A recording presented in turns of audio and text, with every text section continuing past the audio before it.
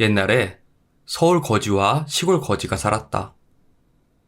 둘은 어쩌다 산에서 만나 친해졌는데 그 후로 같이 동냥을 다니며 밥을 얻어먹고는 했다.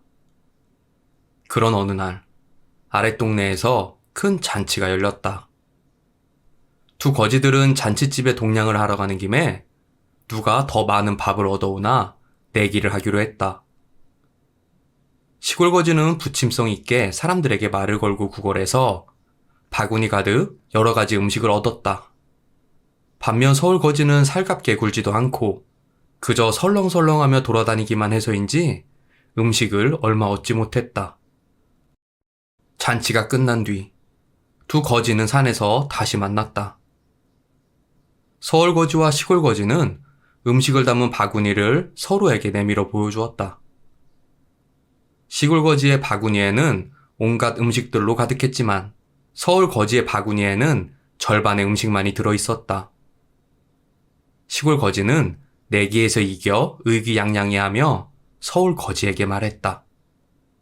이보게, 내 그리 말했지 않은가. 이것도 먹고 살자고 하는 짓인데 부끄러워하지 말고 사람들에게 친근하게 굴어야 한다고. 여기, 이 바구니를 보게. 그렇게 하니 온갖 음식들로 가득하지 않은가? 시골 거지의 바구니에는 밥과 떡, 잡채를 비롯해 여지껏 한 번도 먹어보지 못한 음식들이 가득했다. 반면 서울 거지의 바구니에는 떡과 밥, 김치 몇 개만이 전부였다. 서울 거지는 시골 거지의 바구니를 보면서 생각했다. 저건 산적 아닌가? 그리고 저건 불고기고 아래에는 닭 반마리도 들어있네. 와, 진수성찬이 따로 없구먼. 순간 서울 거지는 못된 마음을 먹었다. 그는 주머니에 있던 조그마한 칼을 꺼냈다. 그리고 그것을 시골 거지의 눈을 향해 휘둘렀다. 시골 거지는 눈이 아파 대굴대굴 굴렀는데 그 틈을 놓치지 않고 그는 시골 거지의 바구니를 가지고 달아났다. 순간 일어난 상황에 머리가 멍해진 시골 거지. 거기에다가 눈도 보이지 않아 쫓아가지도 못하고 꼼짝없이 엎드려 신음소리만 낼 뿐이었다. 그렇게 시간이 얼마나 흘렀을까? 날이 어둑어둑해지자 갑자기 뒤에서 두 도깨비의 말소리가 들려왔다. 형님, 나 오늘 웃긴 걸 봤어. 뭔데 그러느냐?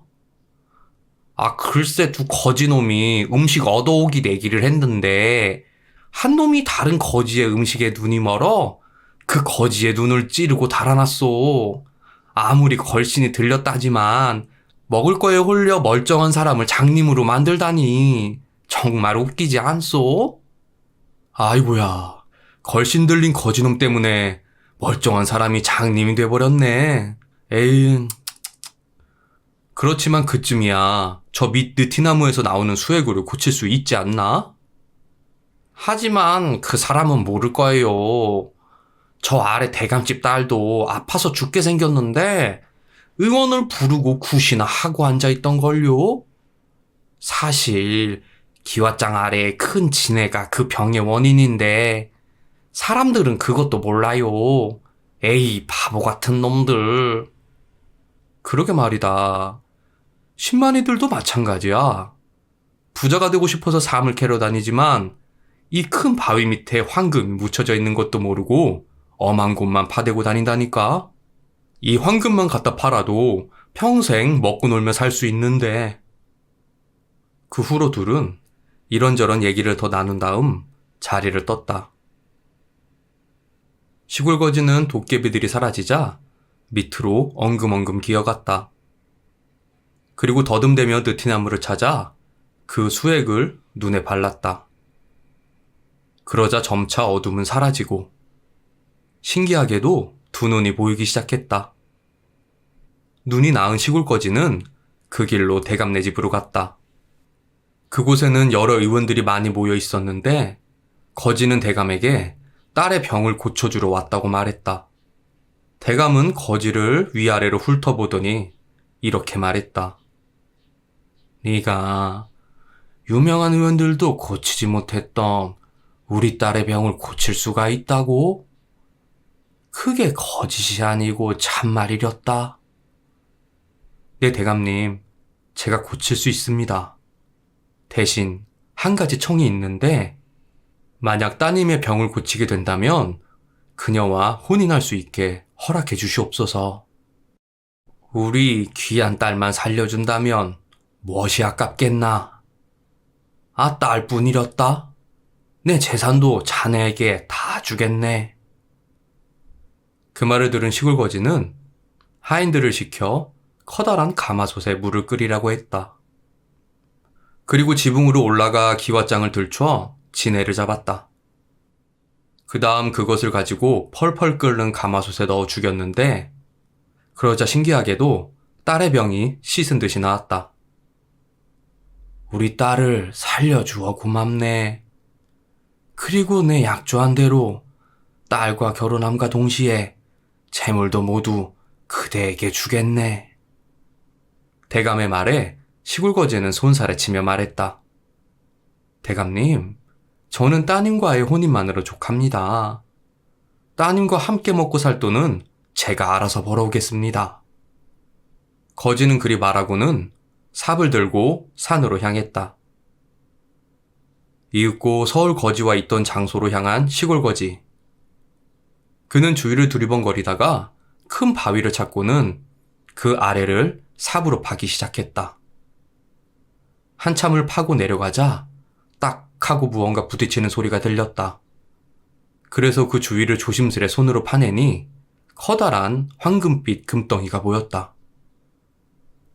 시골 거지는 그것을 가져가 팔아 큰 부자가 되었고 대감집 딸과 결혼하여 행복하게 살았다.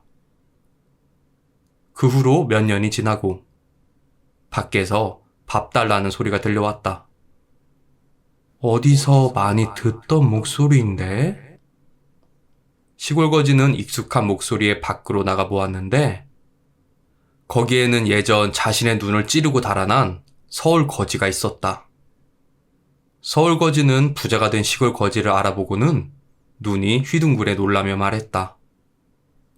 이게 누구야? 자네 아닌가? 사람이 변해도 이렇게나 변하다니. 그리고 예전 일은 정말 미안했네. 사실 음식에 눈이 멀어 자네에게 몹쓸 짓을 한 나를 용서해주게. 그러자 부자가 된 시골 거지는 웃으며 말했다. 이미 지난 일은 잊은 지 오래네. 그리고 사실 자네 때문에 내가 이렇게 큰 부자가 된 것이나 다름없다네. 그러니 미안해하지 말고 어서 맘껏 먹고 많이 가져가게나. 시골 거지의 말에 서울 거지는 놀란 마음을 추스리고는 어떻게 하여 이렇게 큰 부자가 되었는지 물었다. 그래서 시골 거지는 지금까지의 일들을 하나도 빠짐없이 얘기해 주었다. 그의 말을 들은 서울 거지는 자신도 도깨비를 만나면 부자가 될 것이라고 생각했다. 그리하여 시골 거지가 한 행동들을 모조리 따라하기로 했는데 멍청하게도 장님이 되는 것까지 따라하기로 했다. 산을 올라 시골 거지의 눈을 찔렀던 장소로 도착한 서울 거지. 그는 준비해온 잿가루를 두 눈에 마구 문지르기 시작했다. 눈은 따가웠고 눈물이 마구 났지만 조금 지나니 아무것도 보이지 않게 되었다. 옳다구나. 바로 이거지. 제대로 따라하고 있구먼. 두 눈이 보이지 않게 된 서울 거지는 기쁜 마음에 웃음을 짓고는 바위에 기대어 도깨비들이 나타나기를 기다렸다. 그렇게 시간이 흘러 도깨비들이 나타났다. 하지만 도깨비들은 순식간에 서울 거지가 바위 뒤에 숨어 있다는 것을 알아차리고는 말했다. 형님, 그때 제가 말한 놈이 저놈입니다. 왜 저번에 말했잖아요. 밥 좀 더 처먹으려고 사람의 눈을 찔러버린 그 짐승 같은 놈요. 아, 그 서울 거지 놈? 어쩐지 악취가 풍긴다고 했더니 너의 그 더러운 마음에서 나는 냄새렸다. 이 사람이 탈을 쓴 짐승 같은 놈! 도깨비들은 그리 말하고는 방망이를 꺼내 서울 거지를 냅다 후려갈겼다. 그렇게 한 대, 두 대, 세 대. 시골 거지는 새벽 닭이 울기 전까지 밤새도록 도깨비들에게 매질을 당했다. 그리고 겨우겨우 기어서 산을 내려왔다고 한다. 예전에 말했듯이 도깨비의 특성 중 하나, 윤리적 성격이 내재되어 있다고 말씀드렸죠? 이 설화에서도 미련하기는 하나 나쁜 일을 저지른 사람을 혼내주는 권선징악적인 면이 많이 나타납니다. 물론 다른 귀신과는 다르게 사람을 해치지 않는 도깨비의 특성상 서울거지는 죽기 직전까지 맞았을지언정 목숨은 부지할 수 있었죠. 이상 달피디약이었습니다. 항상 행복하세요. 감사합니다.